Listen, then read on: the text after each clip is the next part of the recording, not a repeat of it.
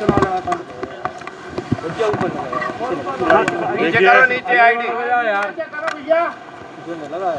देखिए, सबसे पहले तो मैं दमोह विधानसभा के सभी मतदाताओं का हाथ जोड़ के धन्यवाद देना चाहता हूं कि उनने जो दिया उसको आशीर्वाद स्वरूप में लूँगा।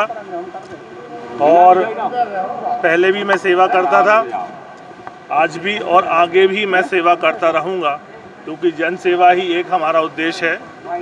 चुनाव विधायक बनना एक माध्यम होता है कि हम विधायक बन के सेवा करें, पर हम नहीं थे इसके पहले भी सेवा करते थे और आगे भी हम सेवा करते रहेंगे। हारने का क्या कारण मान रहे हैं? देखिए, चुनाव हारने का बड़ा स्पष्ट कारण है कि बहुत ज़बरदस्त भीतरघात हुआ। जिनको दमोह शहर का प्रभारी बनाया वो अपने खुद का वार्ड हार गए, और जो शहर के जो वार्ड हैं, जो पोलिंग है, वो 1,500-2,2 हज़ार से हारे। और जितने बड़े बड़े नेता थे उनके भी वार्ड हारे। वो स्पष्ट दिख रहा है कि किस प्रकार से भीतरघात ज़बरदस्त तरीके से हुआ है। जो लोग ये बोलते थे कि भारतीय जनता पार्टी हमारी माँ है और माँ के साथ हम कभी बेईमानी नहीं कर सकते, ऐसे लोगों ने पूरी ताकत से बेईमानी की है और बहुत ज़बरदस्त तरीके से भीतरघात किया है। यदि शहर इतने ज़्यादा से नहीं हारते तो जिस प्रकार से आखिरी 10 राउंड में वोटिंग आई है, ये चुनाव भारतीय जनता पार्टी जीतती। और मैं पुनः कहता हूँ कि मैं भारतीय जनता पार्टी में जिस उद्देश्य को लेके आया था कि दमोह में मेडिकल कॉलेज बने, उसका भूमि पूजन हो गया, उस बजट में शामिल हो गया, वो महत्वपूर्ण था। मैंने पहले भी कहा था कि विधायक रहें ना रहें पर दमोह में मेडिकल कॉलेज आ जाए। जो स्वाभाविक सी बात है, ये कोरोना का काल चल रहा, तो जैसे ही चीज़ें नॉर्मलाइज होंगी वैसे ही मेडिकल कॉलेज दमोह में आएगा। और फिर 2 वर्ष बाद फिर चुनाव है, 28 में फिर चुनाव है, तो चुनाव आते जाते रहेंगे, ये हार जीत का सिलसिला लगा रहेगा। लेकिन जिस उद्देश्य को लेकर मैं भारतीय जनता पार्टी में आया था वो उद्देश्य पूर्ण हुआ, और आगे भी पूरी इच्छा शक्ति और ईमानदारी के साथ भारतीय जनता पार्टी के कार्यकर्ता के रूप में काम करूंगा, और जो पार्टी जिम्मेदारी देगी उसका निर्वहन करूंगा। सत्ता और संगठन ने पूरी ताकत लगा दी, इसके बाद भी आपको अपेक्षित मत नहीं मिल पाए।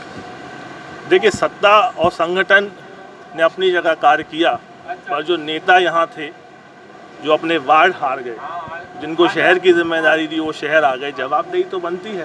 भारतीय जनता पार्टी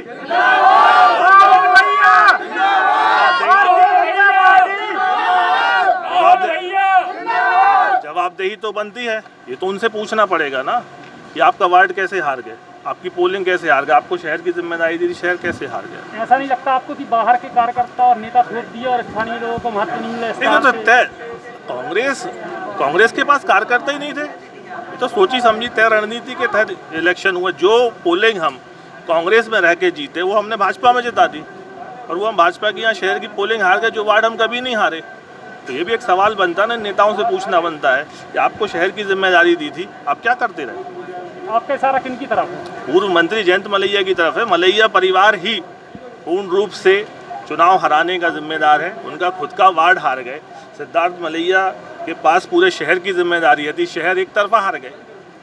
कार्रवाई होना चाहिए। आपके ग्रामीण क्षेत्रों में भी आपको जो है अपेक्षित सफलता नहीं मिल पाई? नहीं, ग्रामीण क्षेत्रों में पूर्ण सफलता मिली जितनी हमें चाहिए। राउंड से लेकर के देखिए। नहीं, वो तो आप पूरा ग्रामीण का देखेंगे जो ट्रेंड है उसमें अपन जीते हुए हैं। तो ये जो शहर जो हारे हैं वो हारे, और ऐसे लोगों पे कार्रवाई होना चाहिए, निष्कासन होना चाहिए। जो लोग बोलते हैं कि पार्टी हमारी माँ है और उसके बाद अपन गद्दारी करते। मैं शिवराज जी थे, आदरणीय मुख्यमंत्री जी थे, आदरणीय वीडी भाई साहब थे, सभी लोग थे, आदरणीय मलैया जी बैठे हुए थे। तो उन्होंने मुझसे बोला कि राहुल ऐसा ना हो कि कल को चुनाव जीत जाओ, बड़ा मलेरा टाइप फिर तुम बोलो कि हमने काम नहीं किया। तो हमने उनसे बोला कि भाई साहब पोलिंग बताएंगी ना, जब आपकी पोलिंग जीतेगी तो हम आप पे जवाब उठा ही नहीं, सवाल उठा ही नहीं पाएंगे।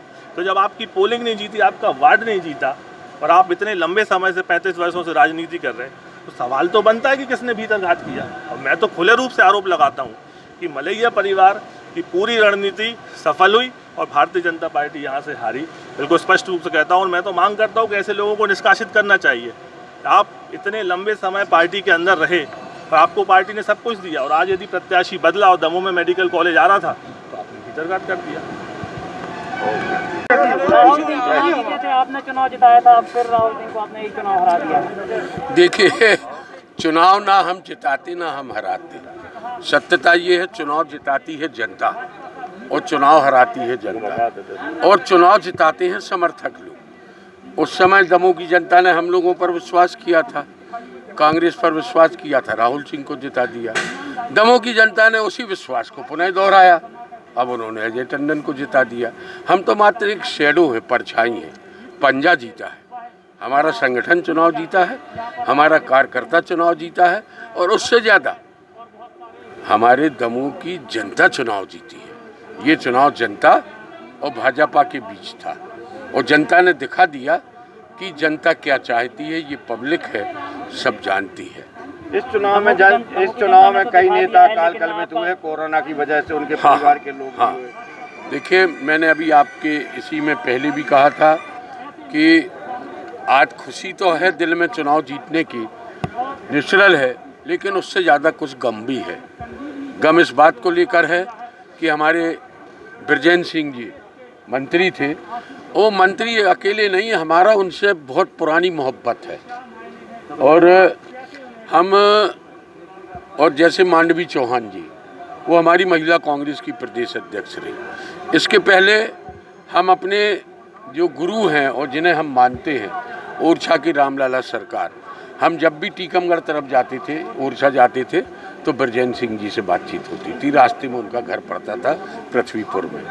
और बागेश्वर धाम, जो कि आप जानते हैं एक बहुत बड़ी शक्ति है, उन गुरुजी को भी प्रणाम और सलाम करते हुए, ओरछा की रामलाला सरकार को, भोले बाबा को, और दमोह के चारों तरफ जो हमारे हनुमान जी विराजमान हैं, महावीर स्वामी विराजमान हैं, और हमारे जो अलग अलग धर्म के लोग, इतनी मस्जिद हैं, इतने गुरुद्वारे हैं, इतने आपके चर्च हैं।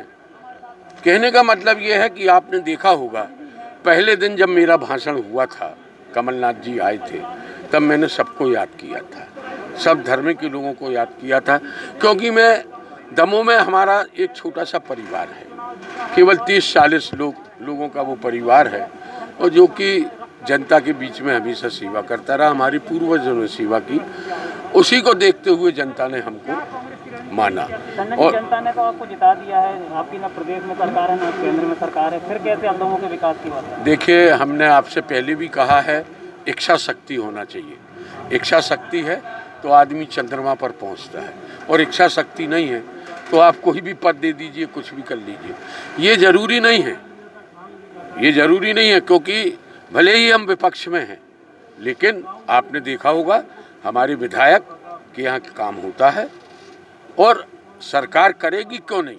हमारी जायज़ मांगों को, हमारी जनता की जायज़ चीज़ों को सरकार को सुनना पड़ेगा, और नहीं सुनेंगे तो फिर हम दूसरा रास्ता निकालेंगे। भाजपा प्रत्याशी ने सीधे सीधे पूर्व वित्त मंत्री के ऊपर भितरघात का आरोप लगाया, उनका कहना उन्हीं की वजह से चुनाव आया। अभी तक तो नहीं लगाया था, उसके पहले तो, अभी इसके पहले जब भी उनके उद्बोधन अपन निकाल के देख लें, तो वो तो कहते थे मलैया जी उनका काम कर रहे हैं, मलैया जी उनके साथ हैं। मलैया जी ने अपने उद्बोधनों में भी कहा है। और भाजपा प्रत्याशी अपनी भाजपा को जाने, अपनी गुइयाँ अगर संभाल के न रख पाए तो उसके लिए अजय टंडन थोड़ी दोषी है।